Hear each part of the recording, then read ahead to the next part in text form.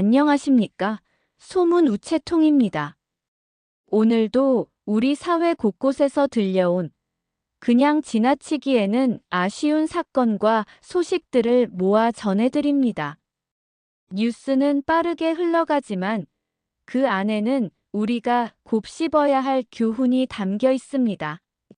오늘은 분노 범죄, 사회 안전망, 공권력의 책임, 그리고 삶을 지탱하는 공동체의 힘까지 여러 사건을 통해 하나의 흐름처럼 풀어가 보겠습니다. 경남 창원에서 벌어진 참혹한 사건부터 시작하겠습니다. 40대 남성이 연인에게 이별을 통보받자 술을 마신 뒤 차량으로 들이받았습니다.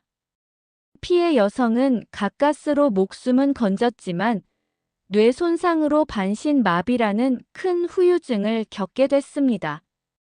법원은 이 남성에게 징역 10년 그리고 위치 추적 전자장치 부착을 명령했습니다. 이 사건은 단순한 교통사고가 아니라 분노 범죄의 전형적인 모습입니다.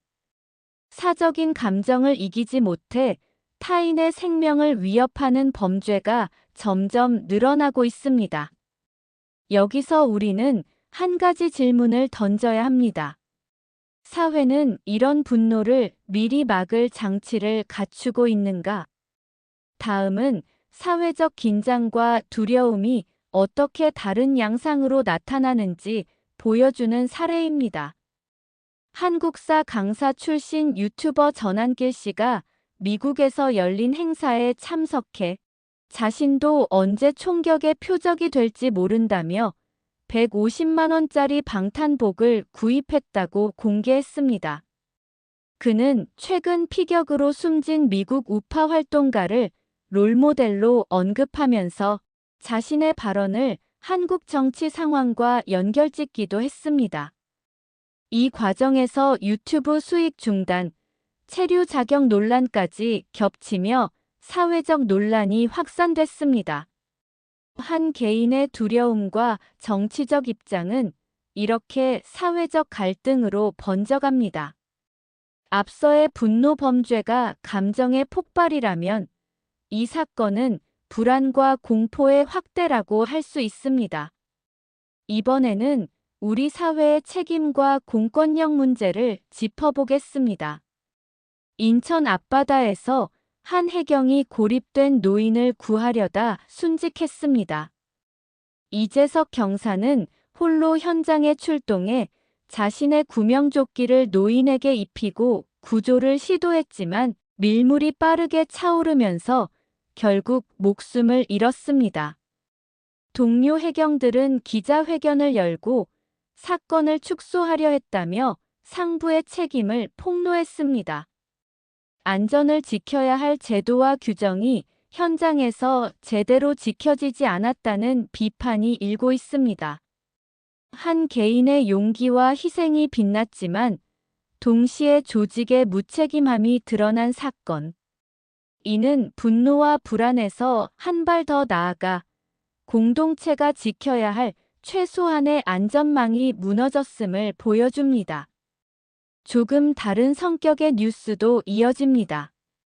영화관에서 반려견을 무릎에 앉히고 영화를 본 시민의 사례가 SNS에 퍼지며 논란이 일었습니다. 대형 극장에서는 원칙적으로 반려견 동반이 불가합니다. 하지만 일부 소규모 영화관이나 펫시네마가 존재하다 보니 혼란이 생긴 겁니다. 강아지의 청력이 손상될 수 있다는 우려에서 자동차 극장을 이용하면 되지 않겠냐는 제안까지 다양한 의견이 나오고 있습니다. 앞선 무거운 사건들과 달리 가볍게 보일 수 있지만 사실 이 논란 역시 중요한 메시지를 담고 있습니다.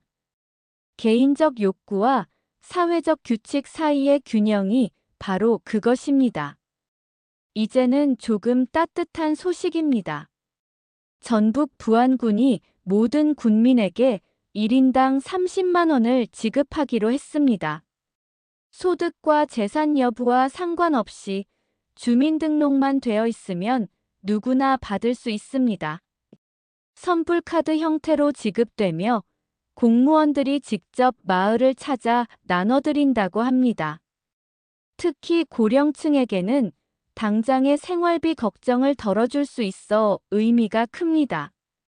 여기서 우리는 공동체가 구성원을 어떻게 돌보는가를 다시 한번 확인할 수 있습니다. 마지막 사건은 가장 마음이 무겁습니다. 대구에서 30대 아버지가 생후 35일 된 아기를 때려 숨지게 한 뒤 시신을 야산에 유기했습니다. 잠을 자지 않는다는 이유였습니다. 이 끔찍한 범행은 우리 사회가 아직도 아동 보호에 얼마나 취약한지 보여줍니다. 아동학대 사건은 해마다 증가하고 있습니다. 특히 1세 미만 영아는 스스로를 보호할 수조차 없기에 국가와 사회의 보호가 절실합니다. 하지만 현실은 여전히 부족합니다. 앞선 사건들이 개인의 분노, 사회의 불안, 공권력의 책임 문제였다면 이 사건은 우리 사회가 가장 약한 존재를 어떻게 지켜내는가라는 질문을 던지고 있습니다. 오늘 전해드린 소식들은 모두 서로 연결되어 있습니다.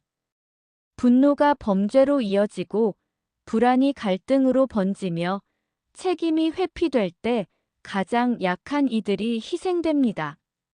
하지만 동시에 공동체가 서로를 돌볼 때 우리는 희망을 발견합니다. 소문 우체통은 앞으로도 이처럼 뉴스 뒤의 진짜 이야기를 전해드리겠습니다. 시청해주셔서 감사합니다.